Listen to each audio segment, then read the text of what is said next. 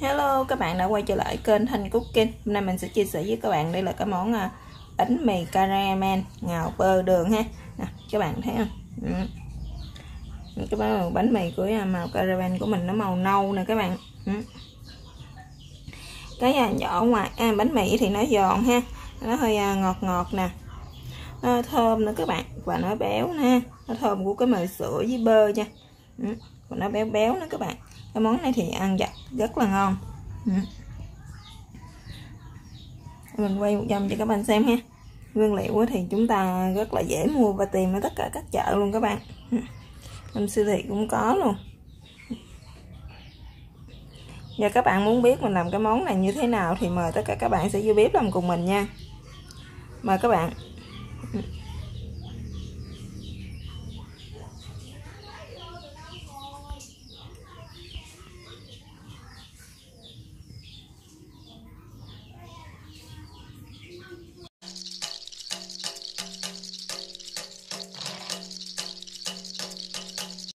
Đây là những cái nguyên liệu để chúng ta làm cái món bánh mì caramel nha các bạn. Đây là trước tiên thì chúng ta sẽ có đây là những cái miếng bánh mì sandwich nè các bạn. Mình sẽ sử dụng 3 miếng đây ha.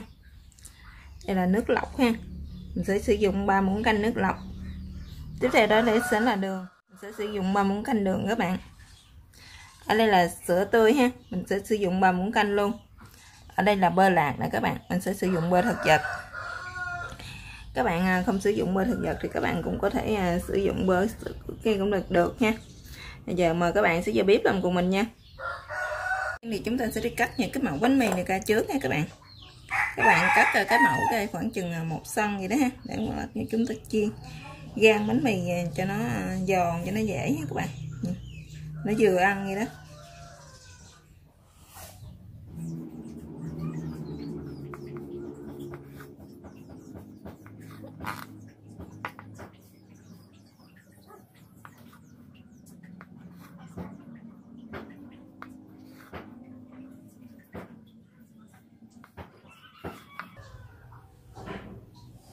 Là chúng ta cắt thành miếng nhỏ nhỏ như thế này nè các bạn.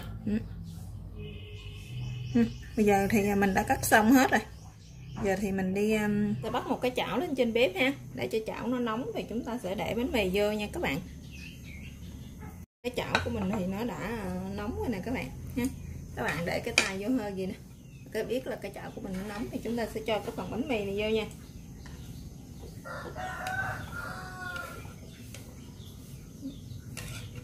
Các bạn cho hết cái phần bánh mì vô để chúng ta rang nó ha, rang cho nó giòn lên nha các bạn.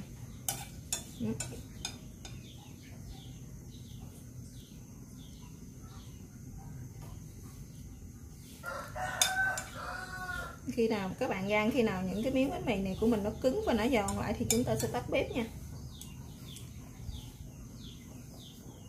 Thì các bạn để lửa nhỏ nhất nha các bạn. Các bạn để lửa lớn quá thì cái phần bánh mì của mình nó sẽ dễ bị khét nha. Lửa nhỏ nhỏ các bạn, cho bánh mì của mình nó vừa vàng ha, và nó lại giòn nữa các bạn. Mà các bạn nhớ chở đều tay nha. Các bạn rang như thế này hoài nha. Các bạn ngưng lại thì coi chừng những cái mặt phía dưới của bánh mì thì mình nó sẽ bị khét đó. Các bạn rang chỉ cần 5 phút thôi là cái bánh mì của mình nó đã cứng lại như thế này hết rồi nè các bạn. Nó cứng hết rồi nè. Bạn thấy không? Nó cứng và nó vàng hết thì chúng ta tắt bếp nha. Các bạn tắt bếp thì các bạn cũng nhớ chở đều như thế này ha, để cũng thấy thì bánh mì của mình nó sẽ bị khét. Các bạn chở gì nè, mình thêm 2 phút nữa ha, lần mà chúng ta sẽ để chắc nó ra ngoài nha các bạn. Mình đã cho nó ra một cái thau ha, các bạn cho ra một cái thau hoặc một cái rổ ha. Các bạn mà không có gan á, các bạn có thể đem nó cắt nhỏ nhỏ như thế này nè.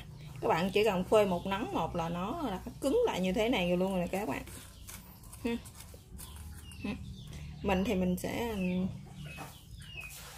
đem gan để cho nó ăn cho nó mang nữa các bạn. Bây giờ mình đã rang xong rồi thì bây giờ mình sẽ đi thắng caramel nha. Cái chảo hồi nãy mình rang bánh mì ha. Giờ mình sẽ cho vào đây 3 muỗng canh nước lọc nha các bạn.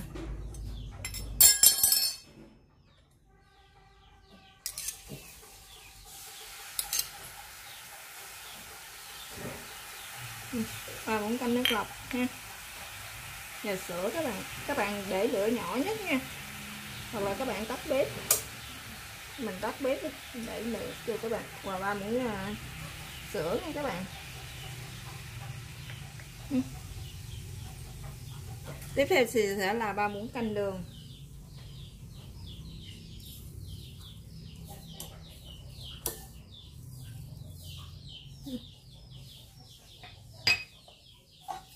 Mình sẽ cho nó vào đây.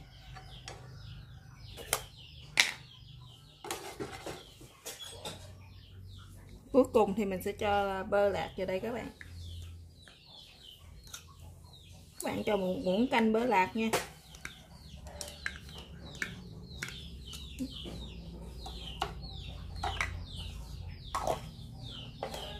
Rồi các bạn bắt bếp lên, các bạn để lửa nhỏ nhất nha các bạn.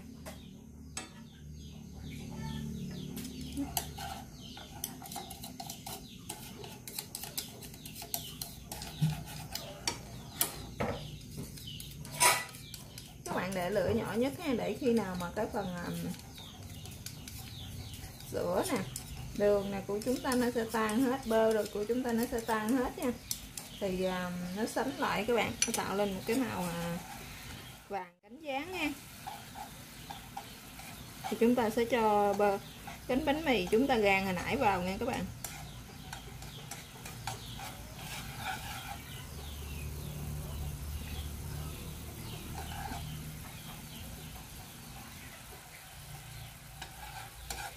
Các bạn để lửa nhỏ nhất nha, các bạn để lửa lớn quá thì nó sẽ dễ bị khét lắm các bạn. Đường của nó đã tan ra rồi nè các bạn, nó sôi, nó sánh kẹo lại rồi nè. Đó. Thì các bạn để thêm một xíu nữa nha, để cho nó chuyển sang cái màu cánh vàng dán luôn ha các bạn.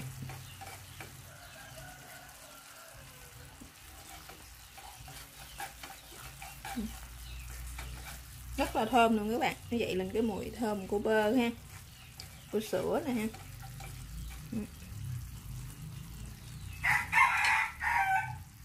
Bây giờ đường với bơ của mình nó đã ngã sang cái màu cánh gián này ha. Rồi thì chúng ta sẽ cho cái phần bánh mì vô nha. Bắt đầu chúng ta sẽ đảo đều nha các bạn. Các bạn đảo đều ha, hạ lửa. Lúc này là lửa của chúng ta nhỏ nhất nha các bạn. Đảo đều cho nó thấm hết tất cả các đường này vô trong cái phần bánh mì của mình nha.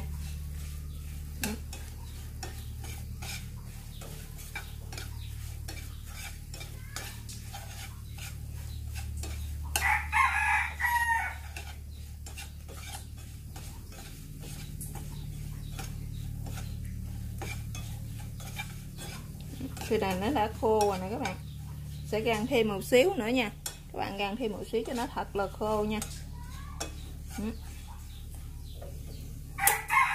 Chúng ta tắt bếp rồi các bạn, rồi chúng ta để cái chảo chúng ta còn nóng thì các bạn cứ đảo tiếp đi, đảo tiếp cho nó khô luôn các bạn.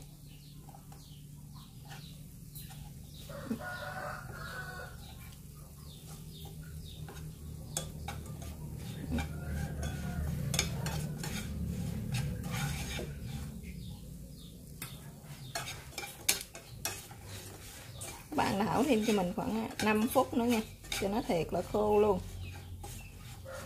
Bây giờ lúc này chảo ở trên bếp của mình nó còn rất là nóng, thì các bạn đảo cho nó thật là khô luôn. Các bạn tắt bếp sớm nó sẽ không có bị khét nha.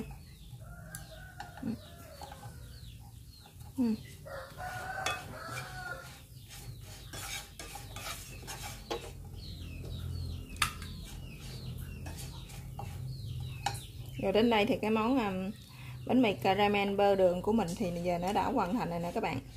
Cảm ơn các bạn đã theo dõi video của mình. Chào các bạn và hẹn gặp lại các bạn trong các video tiếp theo ha.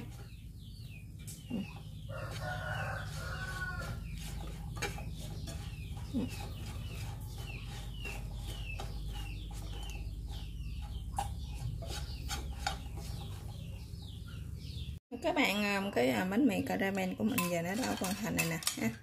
Đó các bạn thấy một hộp lúc mà mình để nguội chỉ cần chừng 5 phút thôi các bạn thì nó đã nguội như thế này, và nó cũng không có bị dính cục lại luôn nha các bạn. Cái vị của nó ăn ở ngoài thì nó hơi ngọt ngọt ha, nó hơi giòn giòn đó các bạn. Nó thơm cũng có mùi sữa ha, bơ ha, rất là bắt luôn các bạn.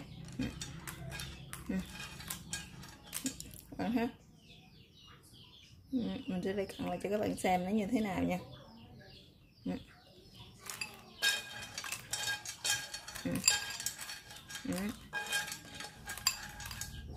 Này thì các bạn làm cái món ăn vặt rất là ngon.